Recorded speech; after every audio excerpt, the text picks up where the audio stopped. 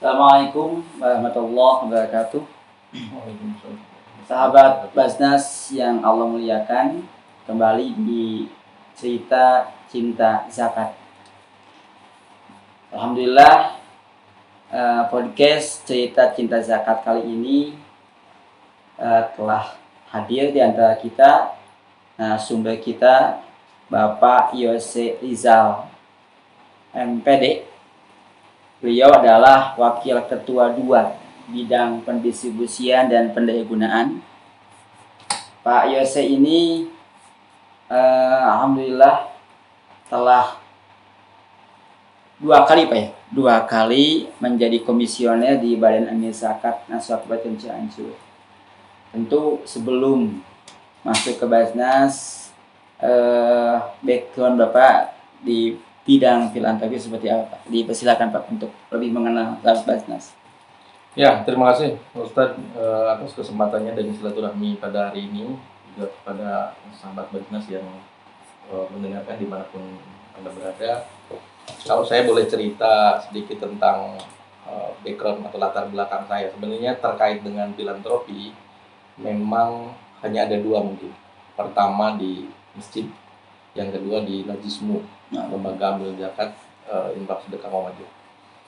Nah, kalau terkait dengan concernnya di dunia filantropi, dalam perjalanan hidup saya mungkin boleh dicatat sejak 2002. Tahun 2002 itu saya konsen dengan pemberdayaan. Alhamdulillah.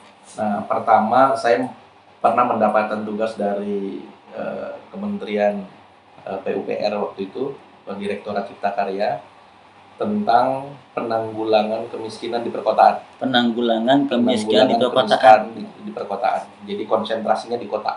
Ya. Karena memang ada masyarakat miskin kota gitu. Nah, konsen pemberdayaan di situ, dan pernah juga bertugas di Kota Bogor, di Kota Bandung, dan di Kota Tasik.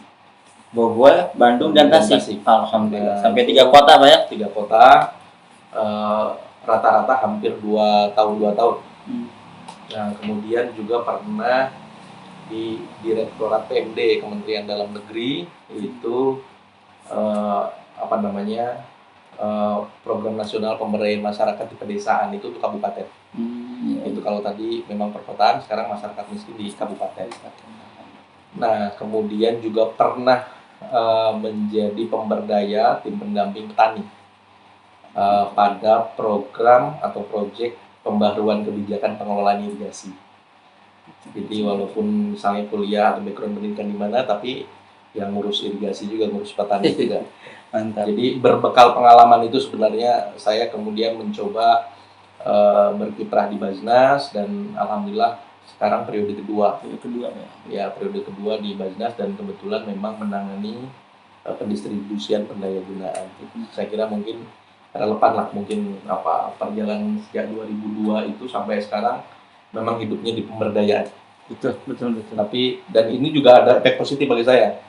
Pada saat saya melakukan pemberdayaan terhadap orang lain, saya juga harus memberdayakan diri sendiri. Mantap. Gitu kan, sehingga ya alhamdulillah saya juga memang mulai berdaya lah gitu. Bagaimana bisa survive, bagaimana bisa hidup ya lebih dari rata-rata dan lain sebagainya. Jadi semua memang karena proses perjalanan ya panjang, dan saya selalu mengambil hikmah dari setiap penugasan. Alhamdulillah. Jadi ada manfaat buat orang lain, ada outcome-nya, dan manfaat juga buat diri pribadi Bapak ya. Ini background yang tepat dan selaras yang setelah saya menilai Pak. Insya Allah, mudah-mudahan. Mantap. Mungkin kita bisa masuk ke bagian pendistribusian dan pendayagunaan. Seperti kita ketahui bersama bahwa pendayagunaan dan pendistribusian concern di masalah mustahik. Nah, kenapa mustahik memilih Basnas Pak? Itu ya, pertama memang ini secara normatif yuridis regulasi bahwa lembaga di Indonesia ya, lembaga yang memang berwenang untuk melakukan pemberdayaan terhadap mustahik itu hanya ada 2. Badan Amil Zakat Nasional, Basnas, dengan LAS. Betul. Nah, kenapa harus ke Basnas? Memang Basnas itu adalah sahabatnya mustahik. juga sekaligus sebagai sahabatnya Mujaki. Betul. Yang namanya sahabat, mereka bisa keluh kesah, bisa menyampaikan apapun Betul. tentang kondisi dirinya, dan ya mungkin terakhir juga bisa minta solusi. Solusi terhadap Basnas, karena memang ini adalah lembaga yang tepat untuk menjadi tempat rujukan dan tempat pengaduan mustahik lah, katakanlah begitu.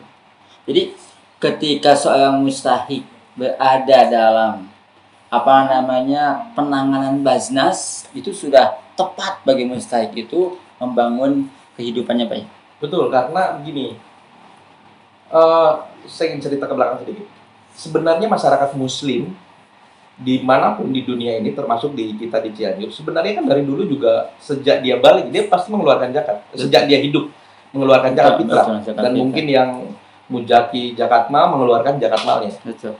Tetapi dari tahun ke tahun angka kemiskinan itu bertambah. Betul. Bertambah tiap tahun. Iya. Menetas. Bukan mengentas, tapi menetas. Artinya apa? Ternyata memang ada pola yang kurang tepat. Jadi kebanyakan misalnya para muzaki ketika mau menyalurkan zakatnya itu langsung ke perorangan, dan 1-2 hari habis. Nah, kalau misalnya dikelola oleh lembaga, maka lembaga membuat katakanlah program yang ini sebenarnya bisa mengentaskan kemiskinan si mustahik itu. Betul. Nah, supaya tepat, tentu kita juga ada langkah-langkah. Pertama, misalnya kalau ada mustahik datang ke Basnas, maka kita inventarisir, kita gali data, kemudian kita lakukan asesmen. Asesmen, Pak. Ya, kita asesmen kondisinya seperti apa, keluarganya seperti apa, misalnya punya tanggung jawab berapa orang dan lain sebagainya, kemudian pendapatan sehari-hari dari mana dan apa bentuknya segala macam. Ini dalam rangka menggali kondisinya seperti apa, sehingga kalau kita sudah punya identifikasi yang utuh tentang yang bersangkutan, betul, melalui asesmen itu, maka kita juga memberikan katakanlah bantuan itu bisa tepat sesuai dengan kebutuhannya, gitu kan? Betul. Kalau istilah saya dulu dalam pemberdayaan itu, jangan sampai misalnya si ibu ini sukanya singkong, kemudian kita bawa roti, yang konon roti itu enak, harganya mahal segala macam. Ini menjadi tidak bermanfaat karena memang dia nggak suka, bukan roti yang diinginkan, tapi singkong gitu.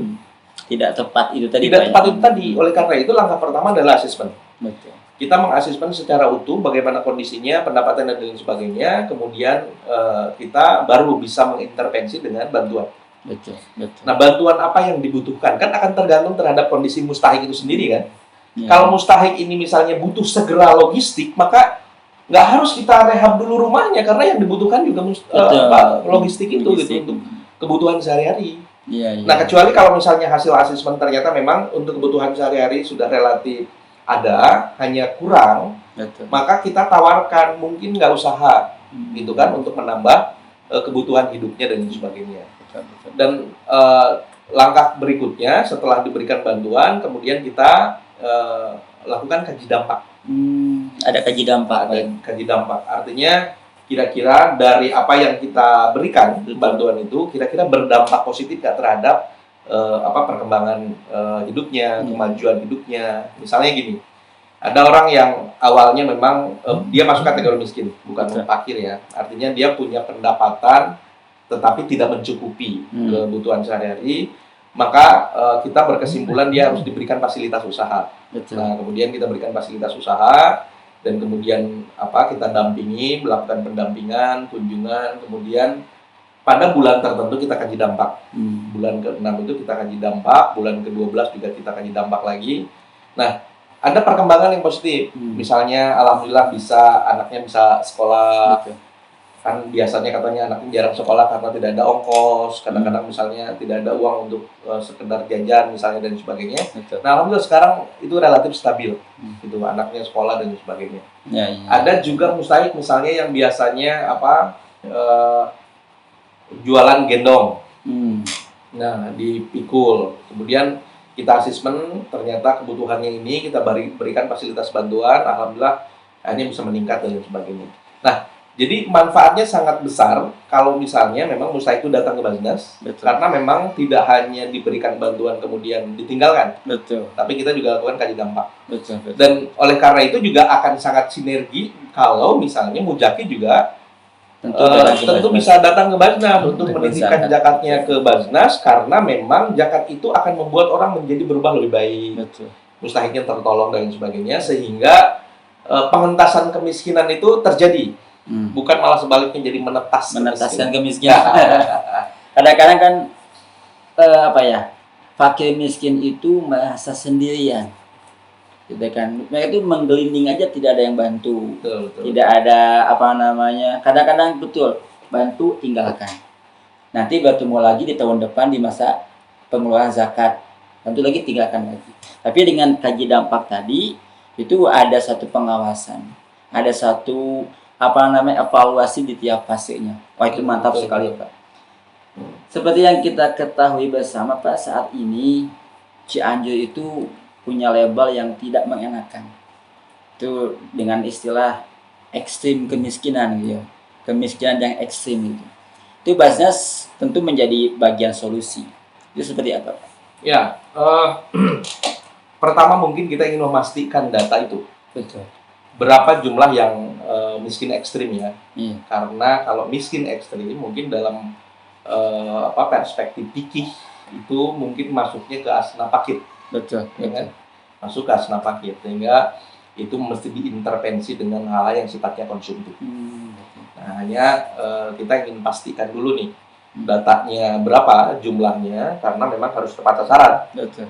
Karena kalau misalnya tidak tepat sasaran juga akhirnya bantuan itu ya tidak fokus lah gitu ya. Nah, kalau misalnya miskin ekstrimnya sudah jelas datanya ada berapa, kemudian titiknya di mana saja, maka kemudian itu kita lakukan intervensi melalui program-program konsumtif. Nah, hanya saja mungkin juga di samping bantuan yang sifatnya fisik ya, atau misalnya logistik, kita juga harus memberikan support moral. Betul. Ya, karena kadang-kadang biasanya, maaf kalau orang yang katakanlah lemah secara ekonomi, kadang-kadang juga mereka merasa kebingungan. Orang kalau sudah kalut itu merasa bingung, harus ngobrol ke siapa, ngobrol apa dan sebagainya, melangkah kemana itu nggak jelas. Memang kitanya dari Basnasnya yang harus proaktif untuk sering ketemu, ngajak ngobrol, mendengarkan keluh kesahnya segala macam. Karena memang ruang itu hampir tidak pernah didapatkan. Betul. Pernah misalnya ada satu peristiwa di mana misalnya seorang anak sudah 3-4 tahun kanker kakinya, sementara tetangganya tidak tahu. Tidak tahu sama sekali kalau misalnya di rumah itu ada yang sakit. Betul. Nah, ini karena keterbatasan keluarganya, mungkin bingung harus cerita ke siapa, ada juga perasaan malu dan lain sebagainya gitu. Padahal kalau misalnya itu diatasi, tidak harus bertahun-tahun, kan mungkin juga sudah ditangani. Betul. Dan saat ini penanganannya memang agak sedikit repot dan memerlukan biaya yang tinggi karena memang sudah sangat parah kankernya kan, penyakitnya. Nah, oleh karena itu saya kira bagi yang miskin ekstrim itu memang harus ada treatment khusus. Harus ada treatment khusus lebih dari treatment yang biasanya, ya terutama pada kondisi-kondisi yang memang parah banget lah. Nah, dan kita juga harus klasifikasi, artinya gini, apakah yang miskin ekstrim itu juga masuk kategori jompo atau tidak gitu ya. Kalau jompo mungkin treatmentnya kita seperti apa. Kalau misalnya tidak jompo, artinya masih punya tenaga, masih punya harapan untuk bisa berbuat lebih baik, tenaganya masih kuat, usianya masih juga relatif memungkinkan untuk berusaha, maka treatment kita juga harus berbeda lagi gitu, supaya memang betul-betul apa yang kita berikan itu bisa dijadikan pegangan untuk dia bisa melanjutkan hidupnya lebih baik. Baik, untuk proyeksi Basnas terhadap kemiskinan yang ada di Cianjur itu seperti apa? Penanganan pada akhirnya. Ya, jadi memang kita punya rencana tahun ini bisa mengentaskan kemiskinan itu 200 orang, 200 kepala keluarga. Kita fokus ke kepala keluarga ya. Nah, 200 ini memang kita coba proyeksikan di 32 kecamatan. Misalnya per kecamatan berapa nih yang harus diintervensi supaya tidak miskin lagi. Betul. Nah, pengalaman kita memang dari 200 itu, misalnya kalau ya tahun-tahun yang lalu, itu memang tidak 100% tercapai ya. Karena ada dua variabel. Betul. yang memang harus dikuatkan oleh Basnasnya. Pertama, ini kalau sudah di hasil asesmen, pertama memang kita intervensi program, kemudian yang kedua intervensi non program, artinya apa, mental, penguatan mental. Iya, betul, betul. Karena kalau misalnya yang keluarga miskin itu misalnya tidak dibina mentalnya, Betul. tidak ada keinginan kuat untuk berubah, maka diintervensi apapun itu pasti tetap miskin. Iya. Gitu. Nah, oleh karenanya memang mentalnya juga harus disupport, Iya. spiritnya harus disupport sehingga dia betul-betul tumbuh semangatnya tidak ingin miskin lagi. Nah, karena kita juga ada treatment di akhir itu, ya ada semacam mudah-mudahan ini jadi doa bersama, ditandatangani pokoknya saya sudah tidak miskin lagi. Di akhir itu ada surat pernyataan saya sudah tidak miskin lagi. Tidak ada garis kemiskinan. Sudah tidak ada lagi di garis kemiskinan, dan itu harus disampaikan ke di Sudukcapil, ke BPS segala macam supaya dihapus dari data miskinnya. Dan sebenarnya ini harus menjadi kebanggaan dan motivasi kuat dari yang bersangkutan bagaimana cara miskinan, karena ini mumpung ada lembaga, dalam hal ini Basnas Kabupaten Cianjur yang mau memberikan atau mengulurkan tangan, nih pegang tangan saya, yuk kita beranjak dari kemiskinannya gitu, melalui program-program yang kita berikan. Nah, kenapa saya tegaskan itu? Karena memang pengalaman yang misalnya beberapa kasus terjadi, kita berikan bantuan, tapi misalnya dianya tidak mau, kadang-kadang kucing-kucingan dengan kitanya, gitu. Misalnya ketika kita kunjungan mau melakukan pembinaan atau diundang pembinaan segala macam, beralasan, nggak ada kemana dan lain sebagainya lah, gitu kan. Sehingga memang pembinaan pun kita tidak sampai. Nah, sehingga ya ketika misalnya kita ketemu tahun depan lagi, emang kondisinya tetap saja begitu gitu. Mentalnya tidak terbina. Mentalnya tidak terbangun, tidak terbina. Oleh karena itu saya kira semua lembaga-lembaga filantropi yang concern dengan itu memang dua hal, mungkin juga diintervensi program, kemudian juga diintervensi program yang betul mentalnya, sehingga memang dia juga tumbuh semangatnya untuk tidak miskin lagi. Betul. Karena kalau misalnya tidak disertai semangat, sebesar apapun bantuan yang kita berikan, ya dia merasa enjoy, apalagi kalau misalnya dia malas. Sudahlah, nanti juga akan ada yang ngasih bantuan, nanti juga dari Pak RT, dari desa, dari mana ada bantuan, yang penting saya bisa makan, saya hidup segala macam kan. Nah, oleh karena itu saya kira ke generasi berikutnya, ke anak-anaknya juga kita suka ini, kalau misalnya sekali kunjungan, anaknya kalau ada memang dipanggil, kalian harus bercita-cita untuk memutus mata rantai kemiskinan. Gitu. Oke, kita hari ini begini, jangan mentaskan. Oke, hari misalnya orang tua kita hari ini seperti ini, maka turunan kita besok jangan merasakan seperti ini. Dan harus diputusnya di anaknya gitu sekarang. Dia harus sekolah, semangat, rajin belajar dan sebagainya, belajar usaha dan lain-lain, sehingga mata rantai kemiskinannya bisa keputus di situ. Tidak mudah memang, tapi kitanya harus istiqomah, kemudian mudah-mudahan juga para mujaki dengan senang hati, semangat menitipkan zakatnya ke kita, dan kita coba bikinkan konsep pemberdayaan bagaimana menjahit, mengangkat ya masyarakat yang miskin tadi dari garis kemiskinannya. Dan sekarang program kedua setelah beranjak dari kemiskinan, kita menciptakan M2M. Tahun ini menjadi mustahik, tahun ini kondisinya mustahik, tahun depan harus menjadi muzaki. Ya. Nah, kalau misalnya setahun ke depan ternyata hanya baru sampai di munfik istiqomah, ya nggak apa-apa, kita genjot lagi, kita bina lagi, sehingga tahun berikutnya bisa menjadi muzaki. Mustahik adalah yang harus dibantu, munfik tidak perlu dibantu, muzaki bisa membantu. Luar biasa ya. Allah. Terima kasih Pak. Mungkin kita bisa simpulkan bahwa dari maqalah Sayyidina Ali, kalau saja kemiskinan itu berbentuk manusia, lapatlah tuh, saya akan membunuhnya. Semoga di ke depan sahabat Basnas kita bisa melihat bahwa kemiskinan akan semakin berkurang dan menjadikan masyarakat Cianjur terbebas, apalagi sampai tidak ada istilah ekstrem kemiskinan. Baik, sahabat Basnas, kalau melihatkan ini satu ilmu, ini sangat Kalau istilah Sunda mula dengan keilmuan. Alhamdulillah. Insyaallah nanti kita bertemu lagi dalam episode berikutnya.